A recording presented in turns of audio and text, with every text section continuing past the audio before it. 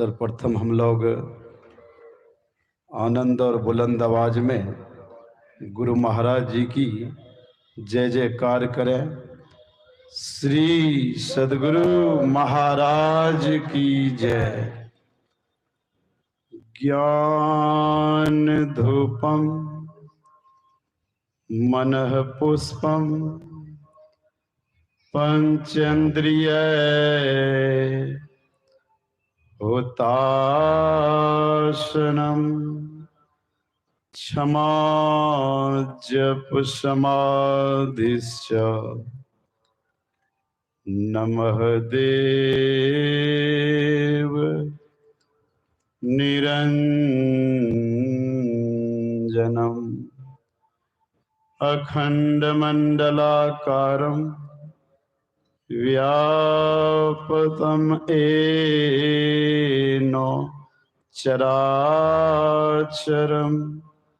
तत्पदं दर्शितं येन तस्मै श्री गुरुवे नमः। अव्यक्त रूप में सर्वत्र विराजमान विश्व वंदनीय त्रैलोक पावन प्रातः स्मरणीय अनंत श्री विभूषित आराध्य देव के श्री चरणों में कोटि सह नमन। आराध्य देव के ही हृदय अवतार संत शाही स्वामी महाराज के विशेष कृपा पात्र अपने निवास में विराजमान प्रधान आचार्य ब्रह्म ऋषि महर्षि चतुरानंद जी महाराज के श्री चरणों में कोटि सह नमन। मंचस्थ पूज्य साधु चरण एवं मानव जीवन का सर्वोच्च कर्म करने हेतु पधारे हुए सत्संग प्रेमी सज्जनों, माताओं एवं भक्तिमती बहनों, सबों के अंतःकरण में विराजमान परम पिता परमात्मा को नमन। सज्जनों, धर्म प्रेमी महानुभावों, दो शब्दों के मेल से यह सत्संग शब्द बना है। सत और संग। वह सत्य क्या? सत सोई जो विनशय नाही, जिसका त्रय काल में कभी विनाश नहीं हो, उसी को सत्य कहते हैं। ऐसे सत्य के संग को सत्संग कहते हैं। जीवात्मा और परमात्मा के संग को सत्संग कहते हैं। यह एक ग्रेड सत्संग है। दूसरे शब्दों में संतों के संग को भी सत्संग कहते हैं। चिट्ठी आधी मुलाकात होती है और संतों की अनुभव वाणी जो सदग्रंथों में लिखी है, उनका संग भी सत्संग है। संतों के संग को सत्संग कहते हैं, द्वितीय श्रेणी का सत्संग है। और संतों की अमृत वाणी जो सदग्रंथों में है, उनका श्रवण मनन करना, यह भी सत्संग है। यह तृतीय श्रेणी का सत्संग है। तो सर्वश्रेष्ठ सत्संग क्या है? जीवात्मा और परमात्मा का मिलन, इसको सत्संग कहते हैं। सत्संग से जीव का कल्याण होता है। अभी हम लोग पाठ में सुन रहे थे, सनकादिक ऋषि सनक, सनंदन, सनातन और सनत कुमार, इनके मन में हुआ कि भगवान श्री राम अब अपनी लीला समेटने वाले हैं, उनका दर्शन कर लेना चाहिए। दर्शन के उद्देश्य से अयोध्या चले आए, लेकिन उस समय भगवान श्री राम उपवन में टहल रहे थे। वे चले गए उपवन। भगवान राम ने देखा चारों ऋषियों को आते हुए, जाकर दंडवत प्रणाम किया। रामचरितमानस में लिखा है, देख राम मुनि आवत, दंडवत किन्न प्रणाम, स्वागत पहुंचू तीत पट, प्रभु बैठन कह दिन। जब भगवान ने देखा चारों ऋषियों को आते हुए, तो साष्टांग प्रणाम किया। लक्ष्मण जी, भरत जी, शत्रुघ्न जी सब प्रणाम किए, हनुमान जी भी प्रणाम किए। और सिंहासन बैठा दिए और खड़े होकर के हाथ जोड़ करके कहने लगे, आजु धन्य मैं सुनहु मुनीसा, तुम्हारे दरस जा अघ खीसा। का हे मुनिवर, आपके दर्शन से आज मैं धन्य धन्य हो गया। आज देखिए भगवान श्री राम क्या कह रहे हैं कि हे संत जन, हे ऋषिवर, आपके दर्शन से मैं धन्य धन्य हो गया। संसार के लोग कहते हैं राम के दर्शन से जीव का परम कल्याण हो जाता है, जीव धन्य हो जाता है। लेकिन आज देखिए भगवान श्री राम संत के दर्शन से धन्य धन्य हो रहे हैं। इसलिए भगवान श्री राम को भी कहना पड़ गया, मां सबरी के माध्यम से कहा, मोते संत अधिक करी लेखा, मुझसे बढ़कर के सबरी संत को मानना, संसार में संत सबसे बढ़कर है। भगवान श्री राम कहते हैं, हे ऋषिवर, आपके दर्शन से मैं धन्य धन्य हो गया और मेरे पापों का भी नाश हो गया, मेरा पाप भी सब खत्म हो गया। आगे की कड़ी में क्या कहते हैं, बड़े भाग पाइए सत्संगा। बड़भागी है जीव जिसको सत्संग मिल जाता है। सबको सत्संग नहीं मिलता है, बड़भागी जीव को ही सत्संग मिलता है। बाबा कबीर ने लिखा, सबको सत्संग नहीं मिलता। का बड़े घर की बड़ी बहुरिया, बड़े लोग सत्संग में नहीं जाते। क्यों नहीं जाते हैं? उसको धन का घमंड है, पद प्रतिष्ठा का घमंड है। हम बड़े ऊंचे पद प्रतिष्ठा वाले हैं, इंजीनियर हैं, डॉक्टर हैं, प्रोफेसर हैं। बाबा कबीर कहते हैं ऐसे लोग सत्संग में नहीं जाएंगे, क्या हाल होगा। बड़े घर की बड़ी बहुरिया, सत्संग में न जाए, जन्म जन्म कुतिया की भैली, घर घर डंटा खाए। ऐसे लोग सत्संग नहीं जाएंगे, क्या होगा।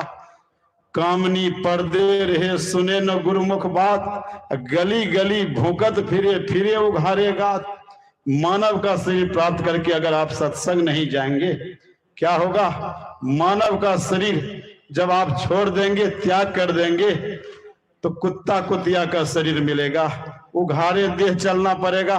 बाबा कबीर कहते हैं, संत वचन पलटे नहीं, पलट जाए ब्रह्मांड। इसीलिए भगवान श्री राम कहते हैं, बड़भागी जीव है जिसको सत्संग मिल जाता है।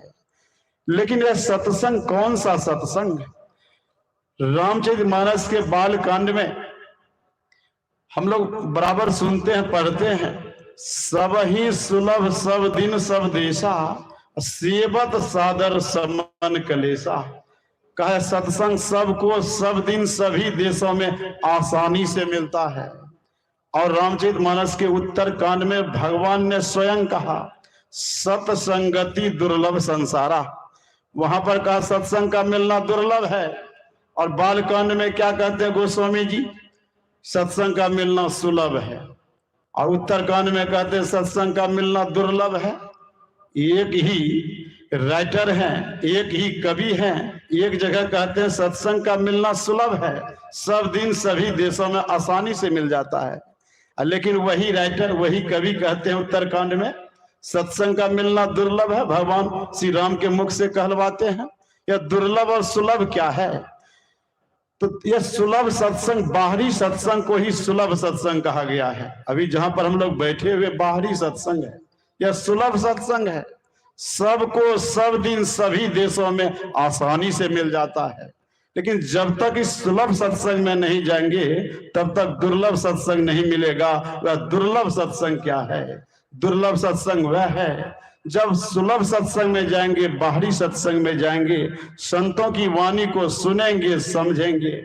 जब सुन करके समझ लेंगे, तब जाकर के उन संत से युक्ति प्राप्त करके जब करना शुरू कर देंगे, क्या करेंगे। मानस योग, मानस जप, मानस ध्यान, ज्योति योग, दृष्टि योग, जब सब करना शुरू कर देंगे तो दृष्टि की जुगल धारा जुड़ेगी। कुछ काल के लिए भी दृष्टि की धारा जुड़ जाएगी, उसी को दुर्लभ सत्संग कहा गया है।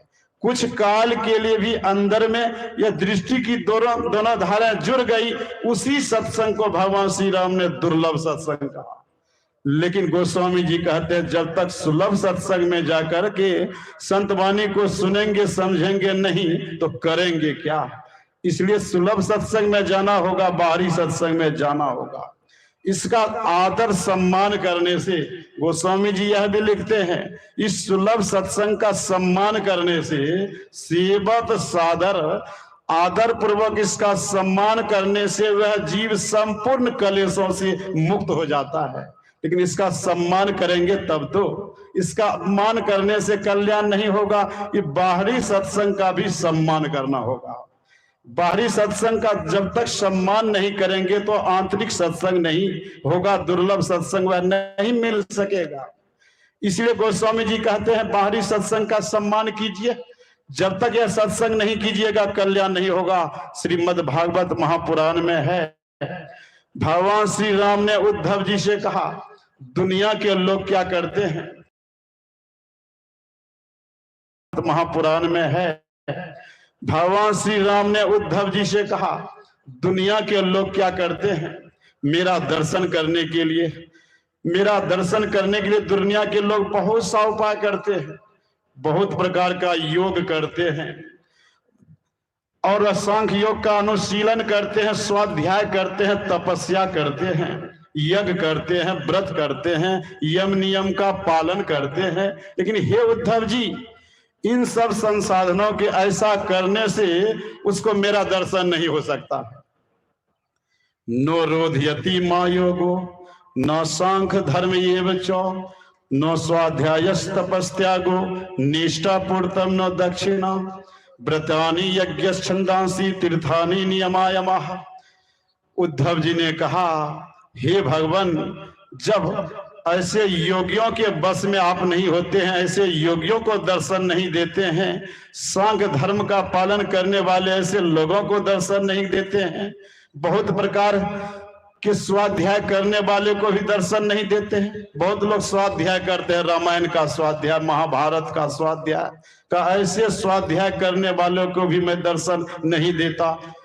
पलटूदास जी महाराज ने लिखा, वेद पुराण पंडित बाँचे करता अपना दुकान है जी, अर्थ को बूझ के टीका करे माया में मन बिकान है जी, औरों को प्रमोद करे अपना खाली मकान है जी, अब पलटू कागज में ढूंढत है साहिब कहीं लुकान है जी। कागज परमात्मा कहीं छिपा हुआ है, दुनिया के लोग कागज में परमात्मा को ढूंढते हैं, रामायण महाभारत में परमात्मा को ढूंढते हैं, 24 घंटे रामायण पाठ करवा करके भगवान राम का दर्शन करना चाहते हैं। भगवान श्री कृष्ण कहते हैं, ऐसे स्वाध्याय करने वाले को मैं दर्शन नहीं देता हूं। और बहुत से तपस्वी लोग तपस्या करते हैं जंगल में, ऐसे लोगों को भी मैं दर्शन नहीं देता। और बहुत से यज्ञ व्रत करने वाले को भी मैं दर्शन नहीं देता। उद्धव जी ने कहा, तब कैसे आप दर्शन देते हैं? का यथा वरुंधि सत्संगा सर्वसंगा पहो इमाम, का सत्संग जग करने वालों के बस में मैं हो जाता हूं, मैं उसको दर्शन दे देता हूं। जो सत्संग करता है उसी को मेरा दर्शन हो जाता है। इसीलिए भगवान श्री कृष्ण ने एक जगह लिखा, संत मिले तो मैं मिल जाऊं, संत न मुझसे न्यारे, बिनु सत्संग मोही नहीं पावे, कोटि जतन करी हारे। का सत्संग जब तक कोई नहीं करेगा मेरा दर्शन नहीं हो सकता है। सत्संग यज्ञ को ही भगवान श्री कृष्ण ने सबसे बड़ा यज्ञ कहा है। उन्होंने लिखने की कृपा की है, द्रव्ययाद यज्ञाज ज्ञान यज्ञ परम तपः। हे अर्जुन, द्रव्यमय जग से ज्ञानमय जग श्रेष्ठ है। दुनिया के लोग द्रव्यमय जग करते हैं, धूप तिल अक्षत प्रसाद के द्वारा हवन कुंड बना करके, हवन सामग्री डाल करके बहुत प्रकार का यज्ञ करते हैं। द्रव्यमय जग का ऐसे द्रव्यमय जग करने वाले के बस में नहीं होता। का ऐसे द्रव्यमय जग करने वाले द्रव्यमय पुण्य के फल के प्रभाव से अनेक लोग चले जाते हैं, लेकिन छीने पुण्य मर्त लोक के विसंति, पुण्य के छीन हो जाने पर उसे पुनः मृत्यु लोक में आना पड़ता है। जैसे भगवान इंद्र 100 अश्वमेघ यज्ञ करके इंद्र भगवान का पद प्राप्त कर लिया। राजा पुरंजय, महाभारत की कथा है, राजा पुरंजय 100 अश्वमेघ यज्ञ किया और 100 अश्वमेघ यज्ञ के पुण्य फल के प्रताप से वे इंद्र का पद प्राप्त कर लिया। शांति नहीं मिलती थी, वे चले गए अपने गुरु के पास। गुरुदेव से कहा, मुझे शांति नहीं मिल रही है। गुरुदेव उधर की दृष्टि दूसरी ओर थी, कुछ देख रहे थे, चींटियों की लंबी कतारें जा रही थी। राजा पुरंजय ने कहा, आप क्या देख रहे थे? कहा मैं चीटियों की लंबी कतारों को देख रहा हूं, मैं उसी को देख रहा। कहा क्या पूछ रहे थे? कहा ये सब के सब इंद्र भगवान के पद को प्राप्त किए हुए थे, इस सब को इंद्र का पद प्राप्त हुआ था, सब चीटी को। किसी से पूछा तो कितनी बार इंद्र का पद प्राप्त किया? कहा 2 बार, किसी ने कहा 3 बार, किसी ने कहा 5 बार। राजा पुरंजय ने कहा क्या मुझे भी चीटी बनना पड़ेगा? कहा सब इस इंद्र को भी चीटी बनना पड़ा तो तुमको भी चीटी बनना पड़ेगा। विचार कीजिए, 100 अश्वमेध यज्ञ किया, फिर भी इसको चीटी का शरीर धारण करना पड़ा।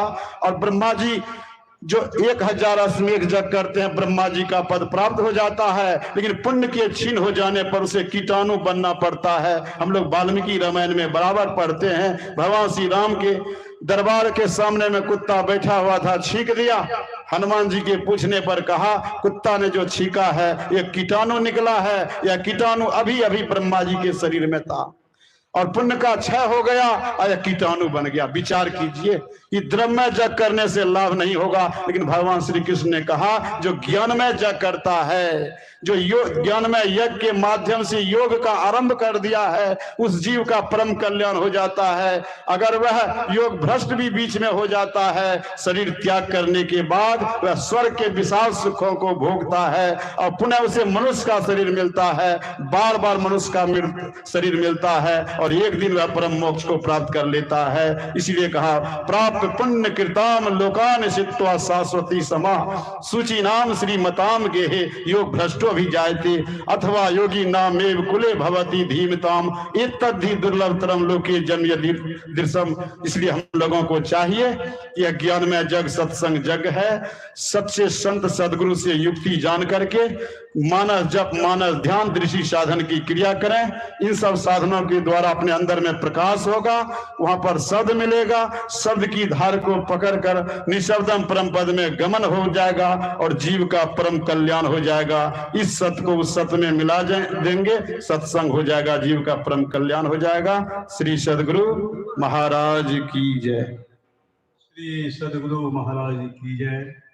और इसी प्रतिपाल विषय को आगे बढ़ाते हुए मैं निवेदन करूंगा मंचासीन